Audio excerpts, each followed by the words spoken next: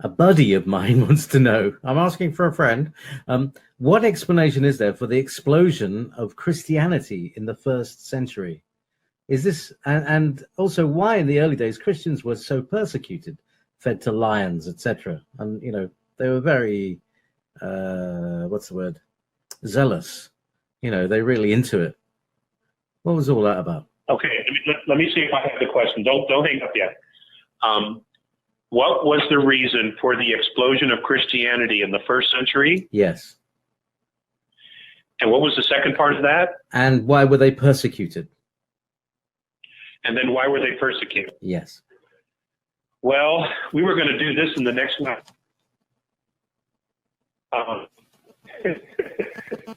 We were going to do this very thing in the next webinar. The historical personage.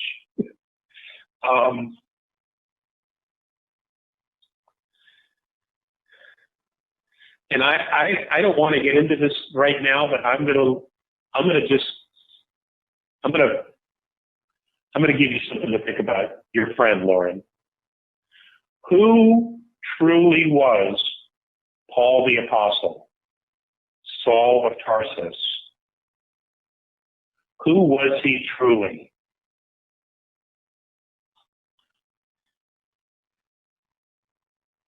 Okay? Because in 2 weeks, we're going to talk about him. I'm not advertising it. I'm just saying it right now. It'll still say historical personage, but that's who we're going to talk about in the next webinar. Paul the Apostle, Saul of Tarsus.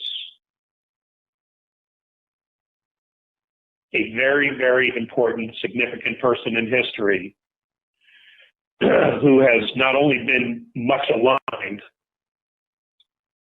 but who has been completely misrepresented throughout history by the church itself.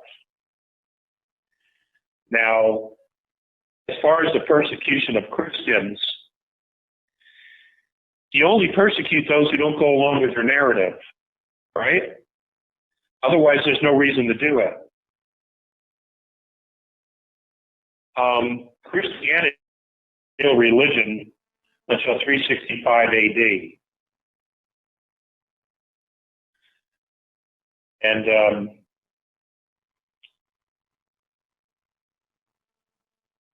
so a Christian wasn't really defined until the Council of Nicaea.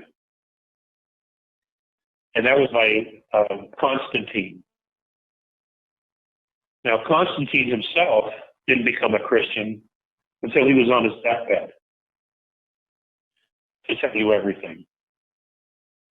That is not to say that Christian principles aren't valid. They are. They're remarkable, and they are a clear guide to living a good life.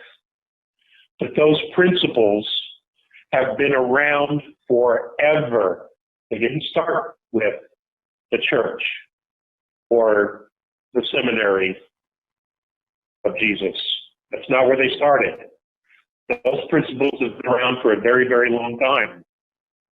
It's just that we don't know it because whatever contradicted the creation of Christianity as a state religion, those records, those books, those libraries were burnt to the ground. Because the church wanted absolute control and power.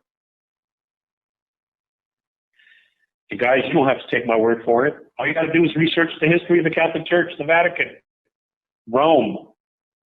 Look for a book called The Vatican Empire. It's all its business dealings, all its banking connections. It was written in the 70s. Extraordinary. It is a corporation and a trust, long before it's a church. Make no mistake about it. It's been about business, and it's been business. It's just been hiding behind a frock and an altar. That's all it's doing. I mean, just, look at candles. And the worst of it isn't even come out yet. With the children, the kids. The worst doesn't even come out yet. The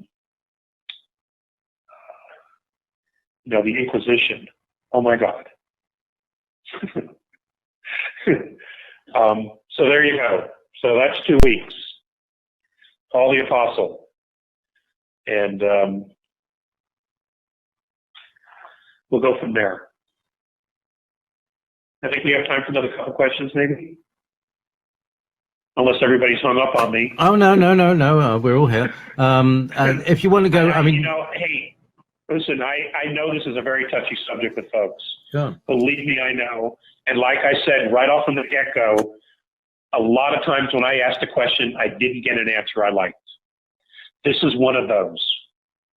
Okay, this is one of those times where I absolutely hated the answer I got from my questions.